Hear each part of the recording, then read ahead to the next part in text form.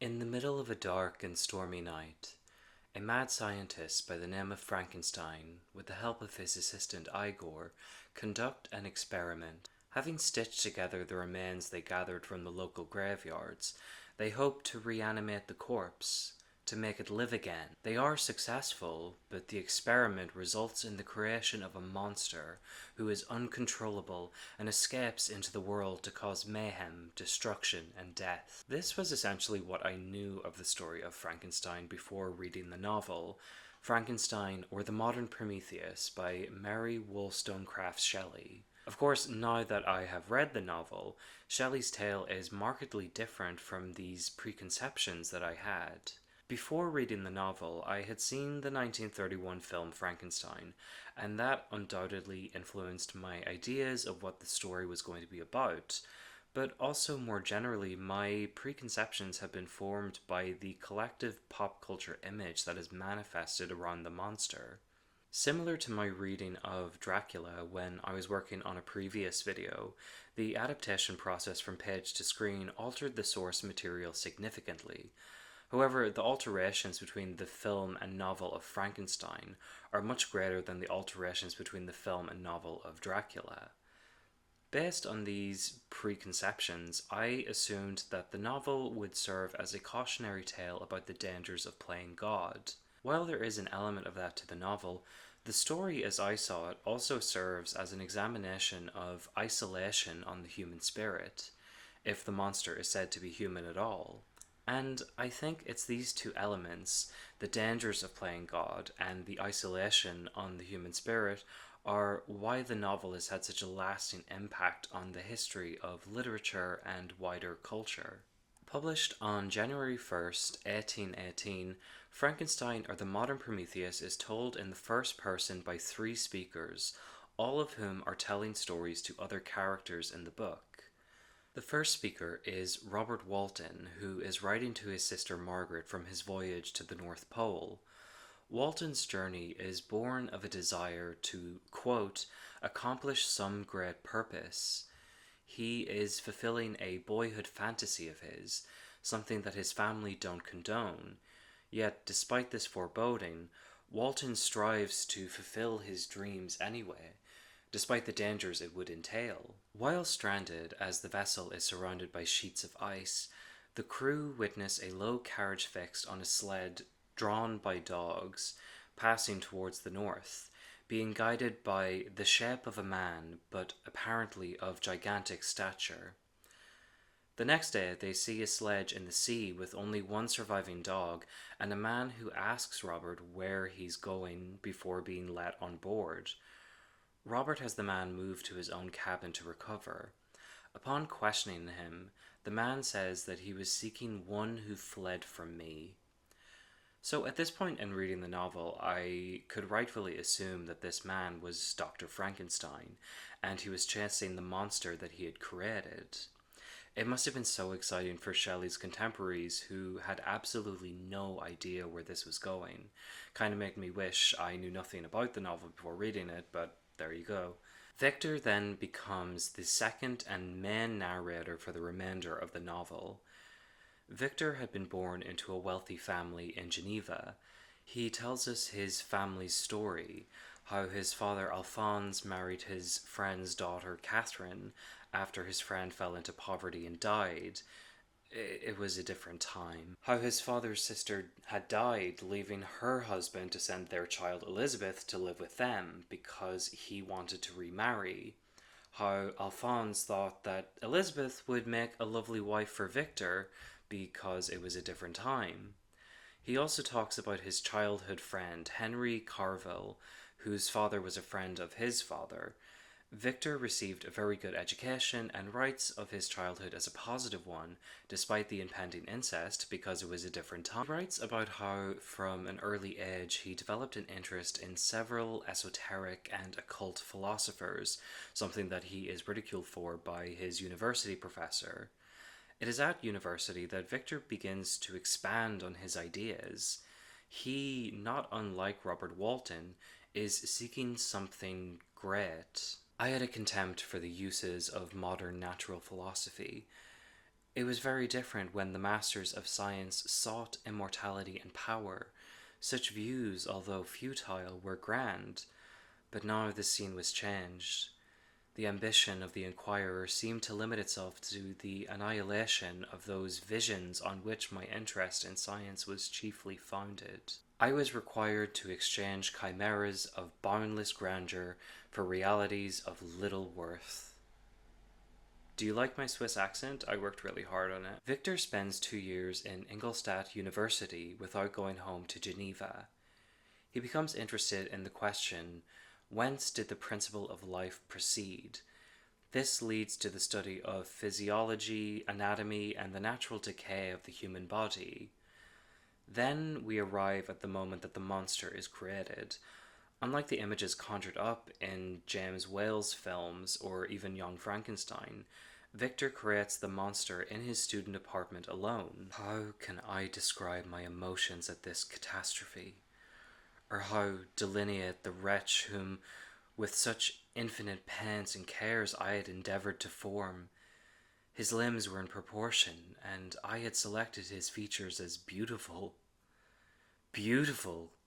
Great God, his yellow skin scarcely covered the work of muscles and arteries beneath.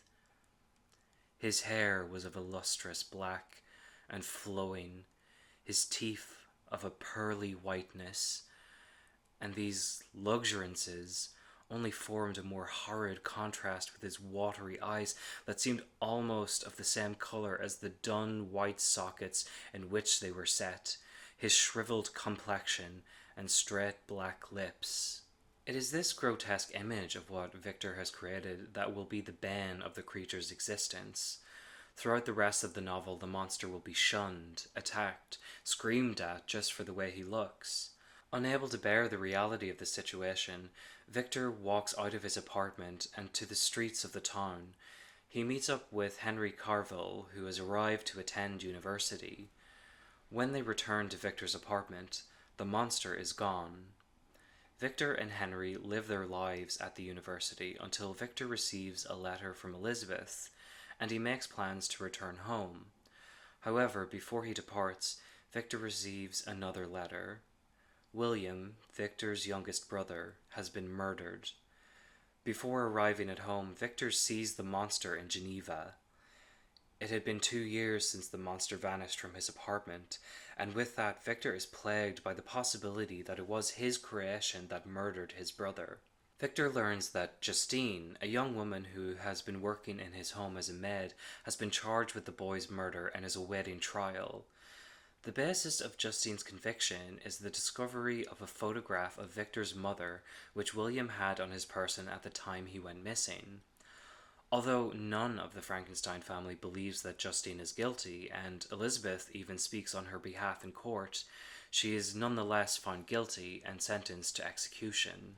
During the conversation, I had retired to a corner of the prison room, where I could conceal the horrid anguish that possessed me. Despair! Who dared speak of that? The poor victim, who on the morrow was to pass the dreary boundary between life and death, felt not as I did such deep and bitter agony. Okay. This was the moment when I started to really dislike Victor. I would say he is probably one of the more unlikable narrators I have encountered in a novel. And that's not to say that that necessarily takes away from the novel itself, because I still really like the book. It's just, he's kind of a piece of shit. He creates the monster and then completely sheds the responsibility of his creation. And now, when Justine dies as a result of his action, we have to hear about how difficult this is for him. Aw. Asshole. After the trial, the Frankenstein family travel to Chamonix. While there, the monster then approaches Victor and tells his side of the story. Following his birth, the monster begins to experience the world through the senses. He wanders the natural landscapes, experiencing and learning about fire, how the breeze fans the ember into flame, and what food he could salvage in the forests. The monster then also learns that he is met with horror from everybody he meets. Due to this isolation, he opts to stay hidden. After watching a family who reside in a cottage, the monster slowly develops an understanding of language and emotions. The monster sees that the cottagers are unhappy due to poverty, surviving only on the milk of one cow and the vegetables in their garden. When he sees this, he abstains from stealing food from them and even collects firewood for them during the night. He is developing a sense of morality and empathy. One night, while searching for food in the forest, the monster finds a travel bag that contains a number of books and articles which he can now read, having watched the family and slowly learned to understand language. Among his new books is a copy of Milton's Paradise Lost. Like Adam, I was created, apparently united by no link to any other being in existence. But his state was far different from mine in every other respect. He had come forth from the hands of God, a perfect creature, happy and prosperous, guided by the especial care of his Creator. He was allowed to converse with and acquire knowledge from beings of a superior nature, but I was wretched, helpless, and alone. Many times I considered Satan a fitter emblem of my condition, for often, like him, I viewed the bliss of my protectors. The bitter gall of envy rose within me. Acting. I'll be doing a dramatic reading. It's these questions of humanity and its relation to theology and community that I find the more compelling aspects of the novel, and something which I feel is really absent from the James Whale film, at least from the first film. Bride of Frankenstein does delve into those elements a little more deeply, but I'll touch on that a little later on. One day, the monster goes into the cottage when it is only the old blind father at home, and at last he is able to form a humanly contact with another intelligent being. This is, however, cut short when the rest of the cottagers arrive home, and they scream, and they flee, and they beat the monster with a stick. The monster returns to the cottage later to find that the family are planning to leave. With his only link to humanity gone, his mind bends towards injury and death. The monster then opts to travel to Geneva to meet with his father, Victor. When he arrives there, he is approached by a young boy, William. It is the monster's plan to kidnap the unprejudiced child and educate him to be his companion and friend. However, when the child screams and struggles, the monster grabs his throat to silence him, killing him. In the moment he sees the portrait of Catherine, William and Victor's mother, the monster is attracted by the image, which then turns to rage. The monster then intentionally puts the portrait in Justine's pocket while she sleeps in a barn after she has been a part of a search party. The monster ends his tale by telling Victor he must create a companion for him, arguing that the rage he feels is the result of this isolation and that a companion would quell that rage. Victor agrees to make a companion. When the Frankenstein family returns to Geneva, the question of marriage between Victor and Elizabeth is brought up. Victor says that he is still interested in the marriage, but he wants to deal with his promise to the monster before getting married. He makes plans to travel to England to work with some philosophers who have been working in the area that would benefit his project. He plans to travel with Henry Carville to Strasbourg, then to Holland, and then to England for the majority of their travels before returning via France. This tour would occupy 2 years, where the marriage would occur upon their return to Geneva. Victor and Henry are invited to Scotland by a friend, and while there, Victor spends a month or two in solitude to complete his promise. The monster arrives at Victor's location, and the thought of creating another being like him drives Victor to destroy what he has been working on. The monster, with a howl of devilish despair and revenge, withdrew, returning later to threaten, "I go, but remember, I shall be with you on your wedding night." Victor prepares to return to Henry, but first disposes of the remains of his unfinished creature in the sea. While in the boat, Victor lies on the bottom and falls asleep. When he wakes up, he is in the middle of the sea. Panicking, he opts to row until he can find land. He ends up landing in Ireland, where he's met with a crowd of aggressive spectators. A man approaches Victor and tells him he must go to Mr. Kirwan, a magistrate, and give his account of the night before in relation to a murder that occurred. The body of a mid-20s man was discovered. The body of a mid-20s man was discovered with the black mark of fingers on his neck. The body was Henry Carville, and Victor is kept in prison for the murder, getting a little taste of isolation and punishment for his indirect crimes. Alphonse arrives in Ireland and Mr. Kirwan prepares the defence. Victor is freed on the grounds that he could be placed on the Orkney Islands at the time of the murder. Victor and Alphonse return to Geneva. Upon their return, Victor goes forth with his plan to marry Elizabeth, reasoning that if the monster would still murder others, and as he threatened to be there on his wedding night, he should marry Elizabeth as soon as possible in order to draw him out. On their wedding night, Victor is agitated in anticipation for the monster's arrival, carrying pistols and daggers. He sends Elizabeth to bed. While waiting for the monster to appear, Victor hears a scream from the bedroom. Elizabeth is murdered, sprawled out lifeless on the bed. When Victor's father hears of Elizabeth's death, he too dies from the shock. From that time forward, Victor leaves Geneva for good and wanders the world in search of the creature for revenge. Victor denied the monster a companion, but now the monster has made Victor his companion. It is at this point we return to the beginning of the story. Robert Walton has heard the tale of Victor Frankenstein and his creation, and he now witnesses Victor die from the exhaustion of his endless tragedies. After his death, the monster appears at Victor's bedside to mourn the loss of his only companion, his only family. Now that the monster has truly lost everything, he vows to end his own life through fire. And that's the end of the story. I mean, I loved this book. Going back to what I said at the beginning of this video, the novel goes into some really interesting territory that was absent from the 1931 film.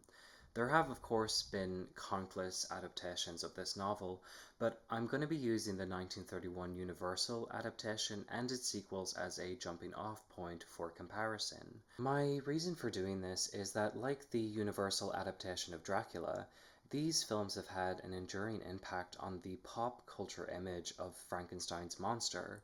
From the iconic imagery of Boris Karloff's performance to its parodies, such as Young Frankenstein, the collective consciousness that has shaped what is imagined when one hears the word Frankenstein has supplanted what is present in the novel. Give me some Dracula. Frankenstein the novel is a piece of romantic literature. To give a very brief and shallow description of romance as a literary movement, it was an artistic movement that occurred between the mid-18th and mid-19th century. John Claiborne Isbell's book, An Outline of Romanticism in the West, proposes a timeline between 1776, with the Declaration of Independence in the United States, and 1848, with the publication of the Communist Manifesto. The 2023 Cambridge History of European Romantic Literature, while acknowledging the difficulty and instability of putting an exact time frame on the history of the movement, chronicles Romanticism between the publication of Rousseau's Discourse on the Science and the Arts, also known as the First Discourse of 1750, and the revolutions of 1848, as well as the publication of the Communist Manifesto. Writing of the manifesto as the culmination and ideological crisis of bourgeois liberalism. Literature of this period began to undergo many significant changes. Until the early 19th century, poetry in much of Europe had mainly been produced under the auspices of a patron in the protected space of a salon or by subscription. Changes to print culture in Britain, France, and other Western European nations transformed it into a commodity, contributing to the cult of literary celebrity.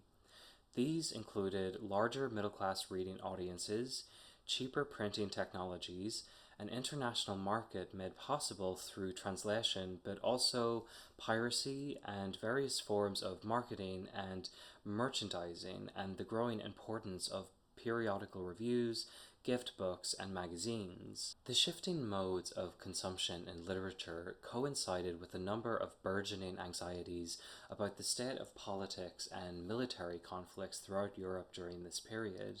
In spite of these conflicts, the literature of the time found a significant popularity among a pan-European audience. So, while reflecting the anxieties of a shifting political landscape as the modern nations of Europe were consolidating into the nation states we recognize today, literature offered an exploration of how the individual experienced this changing world. As well as the military conflicts of the time, the Industrial Revolution was also significantly changing the very fabric of society. The advancing technologies of machinery replacing hand and craft production of commercial goods threw even more anxiety into the zeitgeist of the age. It is that issue of technology and its intended or unintended effects that is the cornerstone of Frankenstein's plot. Mary Shelley conceived the story of Frankenstein while on a holiday in Switzerland. As she recounts in a preface to a later edition of the book, she, her husband Percy Shelley, Lord Byron, and John William Polidori were stuck inside due to shitty weather. Those are her words. To pass the time, Byron proposed that they each come up with a ghost story. One night, while Mary Shelley listened to the philosophical discussions among her companions, the topics of the nature of life, Darwinism, and Galvanism were brought up. It was that very same night that inspiration struck Mary. I saw with shut eyes but acute mental vision. I saw the pale student of hallowed arts kneeling beside the thing he had put together. I saw the hideous phantasm of a man stretched out and then, on the working of some powerful engine, show signs of life and stir with an uneasy, half-vital motion. It was from this inspiration that one of the most enduring creations of literature would be born. It is apparent from the genesis of the story, which Mary Shelley lays out in a preface to the 1831 edition, that the story was born from both questions of scientific possibilities, the limitations of those possibilities, and the theological question of life itself. Earlier I mentioned that there were two major themes I detected when reading the novel, the first being the danger of playing God, and the second being the effect of isolation on the human spirit. I think the issue of playing God in the novel, which is given a literal iteration in the creation of a monster, was rooted in the times in which the novel was written. Romantic literature is often characterized as somewhat nostalgic, echoing back to the old world of castles which now lies in ruins. This nostalgia was perhaps a symptom of the sense of senselessness in a time that was experiencing seismic shifts, the political turmoil manifested by the revolutions across the continent and the military struggles of the Napoleonic Wars, and particularly for Shelley, the advancing technologies of the Industrial Revolution were changing the face of economy, trade, and labor. I mean, can you imagine? I think most of us are looking around the world today. The political divisions, the impending climate catastrophe, the impending AI catastrophe, the rising tide of conservatism in the face of rising costs of living, and we just wonder, What the fuck, Amy? what the fuck is happening? Where is this going to go? Where are we going to end up? And it's the sense of self in the backdrop of society that brings me to the second element of Frankenstein, isolation. In the book, the monster is ostracized because he is a monster. He is met with nothing but screams and fainting and assault. But unlike us, Frankenstein's monster doesn't have faith in his creator. He has knowledge of him. He can actually speak to the manager. He wants his god to create an Eve for him. I think what is truly horrific about this novel is the idea that for Frankenstein's monster anyway, there is a god, but a god that isn't all-knowing and wise, but just some bougie twerp who doesn't even want to take responsibility for what he has done. Reading the novel, I felt there's a very clear existentialist angst on the part of the monster. As Guillermo del Toro described it, this novel is the quintessential teenage book. The monster is brought into a world that inherently has no meaning. The fact that he is created with intentionality doesn't change the fact that Victor has no real reason for making his creation other than to prove to himself that he can do it. And he doesn't even take the monster on display, demonstrating what he's achieved, something his son Gene would later pick up on. Speaking of Gene, let's talk about movies. So when it comes to these two themes that I have considered, the dangers of playing God and the isolation of the individual, James Whale's 1931 adaptation of Frankenstein really doesn't explore the latter at all. Although the first sequel, 1935's Bride of Frankenstein, does go further into that question of the monster and the society around him. 1931's Frankenstein was produced by Universal Studios following the juggernaut success of Dracula. The action of the film begins with Victor, who in the film adaptation has been given the name Henry for some reason. Anyway, the film begins with Henry collecting bodies with his assistant Fritz. Elizabeth has received a letter from Henry, and she asks Henry's friend Victor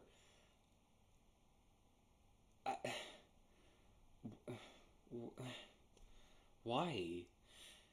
Henry's friend Victor just they've switched, so this might get a little confusing. These names have switched. It's very confusing. I don't know why they did it, but anyway.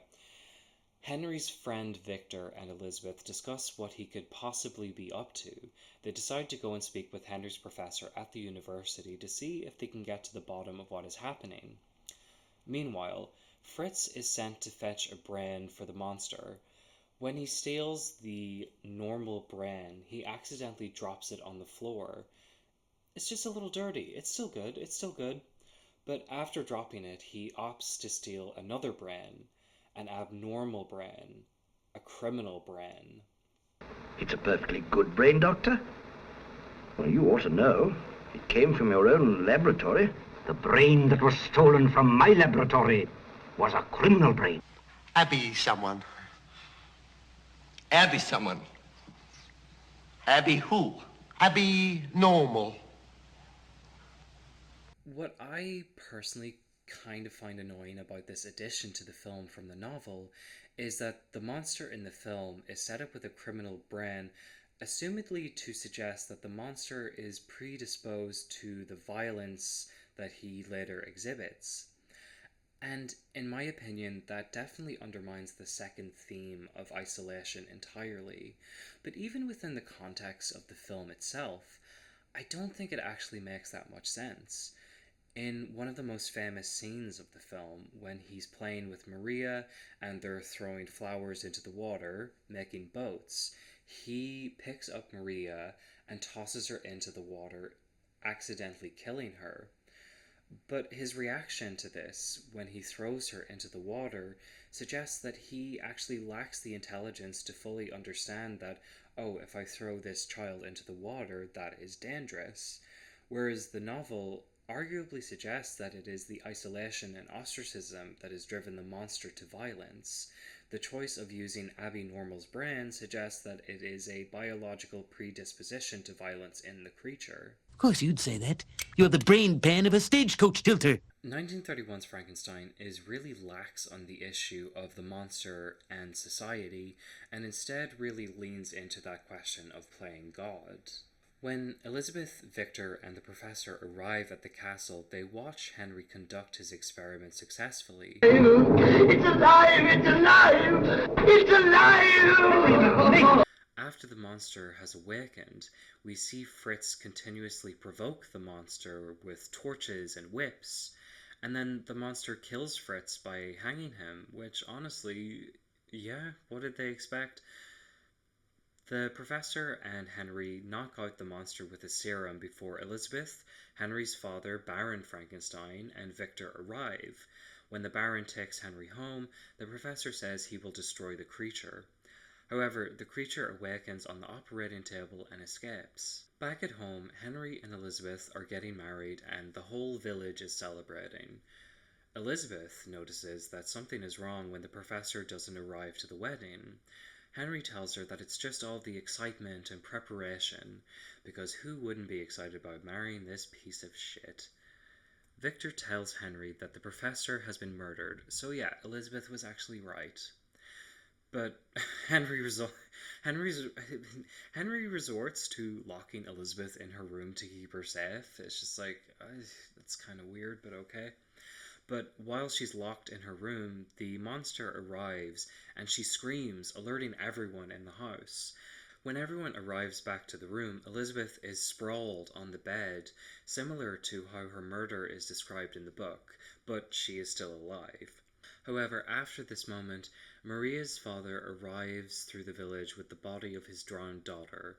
The villagers get riled up for justice, they form an angry mob, they drive the monster to a windmill on the outskirts of town and set it on fire. The end. Or is it?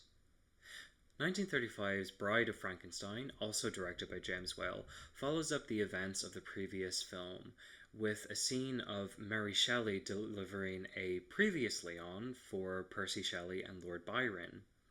And with this, the differences of the film from the actual novel are talked off as if they were what was in the novel's story. I might be overthinking this, but that choice may have been influential in the supplementation, is that the right word, of what is actually in the novel with what is presented in the films. Anyway, after the mill is burnt to the ground, Henry, who has been kidnapped by the monster and thrown to the ground, is taken home to recover from his injuries. When the rest of the villagers have left, Maria's father goes to check that the monster is really dead, and he himself is killed by the monster. Minnie, a servant in Frankenstein's house, sees the monster, but no one believes her when she tells them about it. Well, she says, well, fuck it, I tried telling them, they don't believe me, let them get murdered, and you know what? I can respect that. While at home, Frankenstein is visited by Dr. Pistorius, a former professor of philosophy who was, quote, kicked out for knowing too much. It is Pistorius' suggestion that they create a woman for the monster.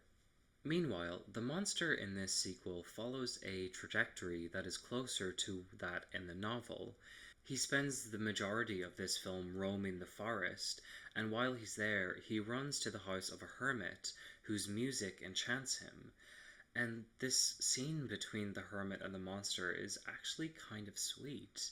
The hermit is blind, and so he doesn't react to the monster with horror like everybody else, instead offering him food and drink and shelter and smokes, and even begins to teach the monster language. The monster enjoys the music that the hermit plays, but they are interrupted by two villagers who then attack the monster. In the ensuing fight, the hut catches fire, and the monster is loose again on the world that shuns him. While running, the monster makes his way into an underground burial site where 3 grave robbers, including Pistorius, rob the body of a 19-year-old woman. Pistorius befriends the monster, giving him food and drink. The monster wants a friend. The monster knows that Frankenstein made him, and the monster hates life. Pistorius arrives back at the house. Henry and Elizabeth are married. That was quick. They are in the process of leaving when Pretorius shows up, saying that he's made the perfect brain, and he even has the monster kind of threaten Henry into participating in this production of his companion. The monster then kidnaps Elizabeth, and Pretorius says Elizabeth will be returned once Henry creates the bride. When they complete the experiment, she's alive. So I know I have been doing a lot of whining about how the first film really differs from the novel, and I don't necessarily think that novels are always superior to their adaptations. For example, I actually think the film The Witches of Eastwick is much better than the novel. I don't really like that novel very much. But I do think that the choices made in the process of adapting Frankenstein into the original 1931 film made the story weaker. And I think that is why I actually prefer Bride of Frankenstein. Although it's not perfect. Tiny jar people, anyone? Yeah. Yeah, they did that. And I do think that what the first film lacks, the sequel does better. And better yet, Bride of Frankenstein explored a thought I had while I was reading the book. In the novel, when the monster demands that Victor, we're back to Victor as Dr. Frankenstein here, creates a companion for him, I thought, well, how is that going to work out? Assuming that in the novel Victor did create a companion for the monster, how does anyone know that they would have even enjoyed each other's company? And that question is something that Bride of Frankenstein explored, at least briefly. At the climax of the film, after the bride has been given life, she is afraid of the monster, recoiling when she sees him. She treats him no better than anyone else in the village has. This results in the monster's incel mass suicide, where he pulls a lever that will destroy the lad, killing himself, the bride, Pretorius, but he lets Henry leave with Elizabeth. The end. Or is it? No, it's not, but this video is long enough, so I'm just going to say very briefly, Son of Frankenstein and Ghost of Frankenstein are pretty good. Bela Lugosi is in both of them, and he chews the scenery as Igor. They die dead. I die live. So, watching these films after reading the book, I found much of what had informed my preconceptions of the story of Frankenstein. Mary Shelley's novel is surprisingly dense and thoughtful for as short a book as it is. Is it a cautionary tale about the dangers of playing God? Is it an existentialist nightmare?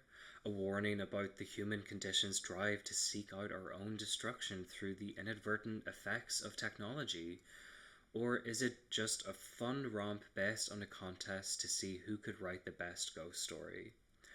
Whatever one takes from this novel, I feel that the questions it raises have a timeless quality to them. In the current era of the political, technological, economical, ecological, absurdist, chaotic blah that we are living in, that sense of having to bear with living in a world at the whims of the people who are in control, I just feel that Frankenstein can offer some sort of remedy, or if not a remedy, a resonance. And although I haven't personally been chased into the forest by angry villagers, at least not recently, there is a resonance in the development of Shelley's monster. The way that the monster's isolation is sublimated into desire and at times anger is so human. Del Toro described this novel as the quintessential teenage book, and I think I get what he means by that. The monster is born into adulthood. He is thrust into a world he does not fully understand but wants to be a part of. And it's that loneliness of his experience that is something I don't think ever really goes away, even when we leave adolescence. It's just something we learn to accept as a part of the condition. If you've made it to the end of this video, thank you so much for watching. I decided to read Frankenstein because of the upcoming Del Toro adaptation. It is the oldest novel that I've ever read, and it was really interesting diving into something that was so removed from today, and yet still being able to find something so resonant about it. If you liked this video, maybe consider giving me a like or even subscribing. I made a video about the novel Dracula and its adaptations earlier this year, so if you enjoyed this dive into Frankenstein, maybe consider checking that out. And if you totally disagreed with everything I said in this video, Son of a bitch bastard, I'll get you! You can let me know about it in the comments below.